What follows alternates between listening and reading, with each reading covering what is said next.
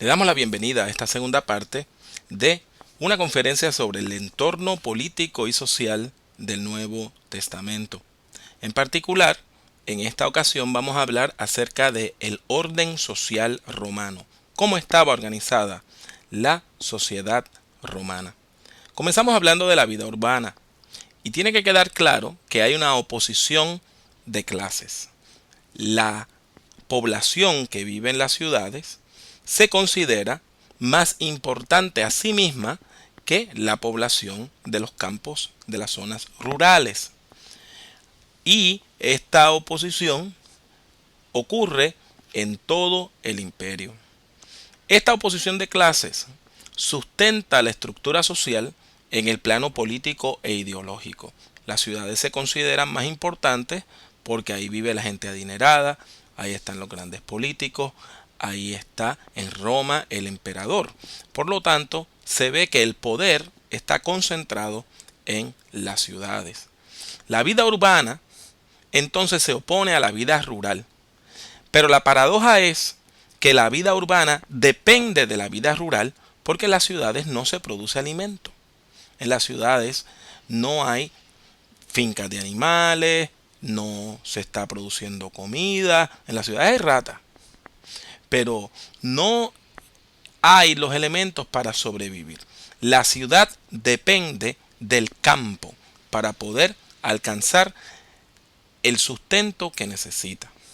En términos de la educación y la socialización, tiene que quedar claro que hay organizaciones políticas, legales, educativas y religiosas, y todas ellas promueven en cierto nivel la educación y facilitan la socialización del pueblo. En términos generales, la educación está a cargo de instituciones tales como los colegios. Y los colegios no estamos hablando de un colegio como una escuela de hoy. Son grupos, colegia, son grupos de personas que se unen con una tarea en particular, con un interés en particular. Hay asociaciones de vecinos. También tenemos el patronazgo, del cual vamos a hablar más adelante, y los gremios, las uniones. Las uniones son muy importantes, los gremios son muy importantes, y todas las personas que practican algún tipo de artesanía son parte de algún gremio. En términos de funciones, podemos indicar que todas estas instituciones que facilitan la socialización crean una realidad alterna que sustituye al sistema imperial, dando la idea de que existe una democracia que en realidad el pueblo no disfruta.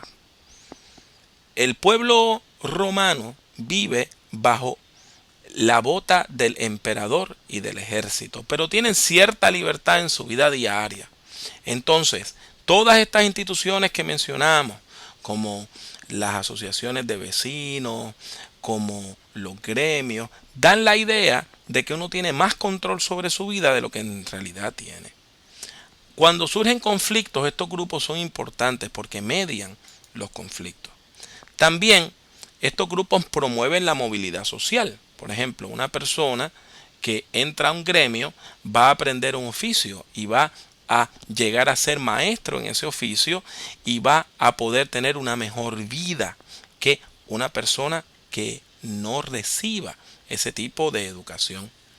Entonces, tiene que quedar claro que todas estas instituciones que mencionamos tienen ribetes religiosos, todas.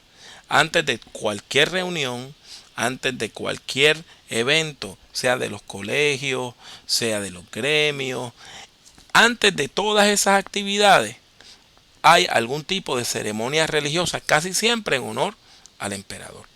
Por lo tanto, estas estructuras, estas instituciones, lo que están haciendo es legitimando la estructura y el orden social romano. Si estuvieran en contra del orden social romano, pues entonces usted tendría al ejército tratando de acallarlas. Hablemos entonces un poco de la población. El imperio en el primer siglo tiene unos 60 millones de habitantes. Pero de esos 60 millones de habitantes, solamente el 5% son ciudadanos. O la inmensa mayoría de la gente no tiene ciudadanía romana. Los censos, que la Biblia nos habla de censos, son opresivos. Se utilizan por el imperio con motivos económicos, recoger impuestos, y militares, controlar la sociedad y saber quién vive dónde y quién debe estar en cuál lugar. Entonces, la mayor parte de la gente vive en las zonas urbanas, como hemos indicado, y las ciudades más pobladas son Roma, y encontramos ciudades en Egipto como Alejandría y Antioquía. Sobre el estatus y los órdenes, esto es bien importante. El estatus social se basa en el ordo, en el orden al cual pertenece la gente. Y hay tres elementos que distinguen el estatus social. El primero es la riqueza.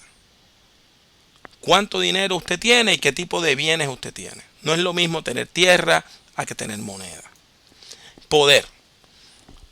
¿Hasta dónde usted ha llegado en términos del poder político? Se supone que todos los nobles tuvieran algún tipo de servicio público, trabajando o sirviendo como ediles, como procuradores, como gobernadores, como senadores. Y algo bien importante y hasta cierto punto etéreo, muy difícil de usted verlo con claridad, es la cuestión del prestigio. Y el prestigio está relacionado al orden familiar y a la participación social. El prestigio no se compra, se hereda. En términos del orden imperial, quien está al tope de la pirámide es el César y la familia del César. Son las personas más ricas y adineradas del imperio. Tienen grandes latifundios en Italia. Tienen grandes latifundios en las provincias. Son dueños de talleres y de minas. Y todas estas propiedades le pertenecen al emperador de manera privativa. O sea, que se confunden los fondos del Estado con los fondos privados del emperador. En segundo lugar, en términos de poder, el César es investido por el Senado romano con poder. Y ese poder es garantizado por el ejército. El ejército sostiene la actividad política y da forma a la ideología y a la religión. Y en términos de prestigio, pues, el César es la persona con mayor prestigio. Es de origen noble, pertenece a las élites gobernantes y exhibe todos los símbolos del poder. Después de ese tope de la pirámide, en un segundo escalón, está el orden decuronial. Los decuriones son los senadores y los caballeros. Tienen grandes latifundios y empresas. Para usted poder ser senador o caballero, necesitaba tener un mínimo de riqueza y es más dinero que el que usted y yo vamos a ver en una vida. En términos de poder, los senadores dominan el Senado, claro está, y tienen cargos públicos sumamente importantes. Los caballeros tienen cargos públicos muy importantes, sobre todo a nivel de las provincias y a niveles municipales. Su poder depende del emperador porque hasta cierto punto el emperador es el que nombra todos estos caballeros a estos pueblos. Pero es interesante que, como vemos en el Nuevo Testamento, que viene alguien de Italia, Poncio Tiberio Pilato, a gobernar, y Poncio era un caballero, era del orden ecuestre. Este tipo de personas de ese orden lo que están haciendo continuamente es trabajando como líderes políticos de las provincias. En términos de prestigio, tiene que quedar claro que no importa el dinero que usted tuviera, no se puede comprar el prestigio. Así que algunos grandes comerciantes nunca llegan. Por más dinero que tuvieran, aunque tuvieran más dinero que un senador, no pueden ser nombrados senadores y caballeros. ¿Okay? No se permitía que esclavos libertos, en términos generales no se permitía que esclavos libertos, ni artesanos, no importa el dinero que pudieran conseguir, subieran a los grandes oficios. ¿Cómo es que se accede al poder? Existe algo que se llama el curso de honor o el cursus honorum. Se supone que una persona de una familia noble, siendo jovencita, comenzara a trabajar en puestos públicos. Hiciera carrera militar, iba subiendo, hasta que llega a las áreas más altas del poder, a las esferas más altas del poder. En tercer lugar encontramos a la clase propietaria. Y aquí son las personas, aquí es que están las personas que tienen grandes propiedades, que tienen muchas propiedades, que son latifundistas, tienen grandes, vastas cantidades de terreno. Y son vistos como personas de honor. Se les llama los honestiores, las personas que más honor tienen. Estas personas tienen grandes latifundios, los explotan, pero ellos no los trabajan directamente, sino que ellos los arriendan o tienen esclavos o tienen colonos que arriendan o subarriendan. Básicamente ellos viven en las ciudades y reciben rentas de propiedades que muchos de ellos nunca ni siquiera van a ver. Viven en las ciudades. Y hay que saber que hay propietarios que no tienen en sí tierra, tienen talleres artesanales o tienen propiedades rurales pequeñas, son comerciantes, son prestamistas, pero estos, los que no tienen tierras, nunca alcanzan un lugar de privilegio y nada más pueden acceder al poder si ellos casan a sus hijos o hijas con gente importante y esas personas entonces acceden al poder por medio de sus hijos. O sea, un comerciante así nunca iba a llegar al Senado, pero si casaba a su hija con alguien de la familia de los senadores, pues sus nietos o bisnietos podían llegar al Senado y eso traería prestigio a la familia. El sector intermedio. Este es el sector numéricamente más importante, donde hay más gente. No genera excedente económico, pero tampoco se apropia de él. O sea que están básicamente parados en términos de la movilidad social en el medio y tienen recursos para vivir y ni suben ni bajan de categoría. No se puede ver como una clase media, porque la clase media es algo muy distinto. Básicamente estas personas producen para subsistir y tienen lo necesario para vivir. Si bien no pueden subir de categoría, sí pueden bajar. Así que se relacionan más con las clases pobres. Así que podemos decir que su movilidad social por lo regular es descendente. Si cambian de orden social es porque van para abajo, no porque van a subir a ser honestiores o decuriones. Hablemos de las clases no propietarias. Y aquí encontramos gente que no tienen medios para producir, no tienen tierra, no tienen talleres. Aquí se incluye a los esclavos rurales, a los esclavos urbanos, también a hombres libres y esclavos libertos, que aunque no son esclavos ya, todavía están en relación de patrón-cliente con personas de mayor prestigio social. Y eso lo vamos a explicar en un minutito, eso del patronazgo.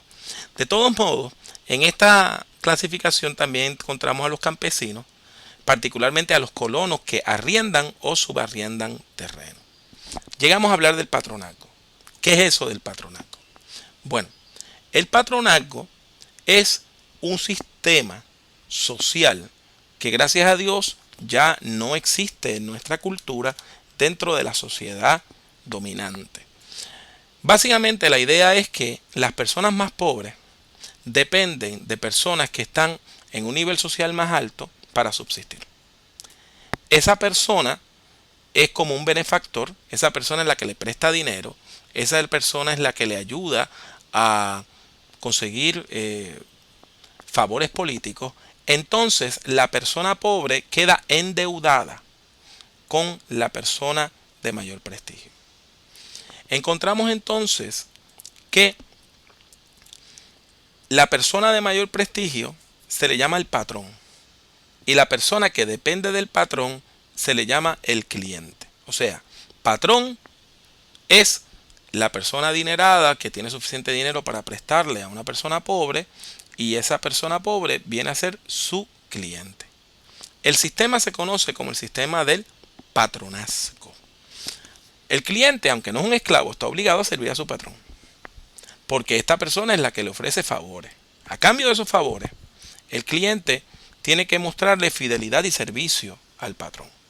Por ejemplo, se supone que todas las mañanas los clientes más importantes de un patrón fueran a darle los buenos días y le llevaran un regalito, aunque fuera 2 huevos, una gallina o algo para comer. Sin embargo, si el cliente necesitaba dinero para comprar una casa, no hay financiera, no hay banco. Ir a los prestamistas era muy peligroso Por lo tanto, va donde el patrón y el patrón es el que le presta el dinero.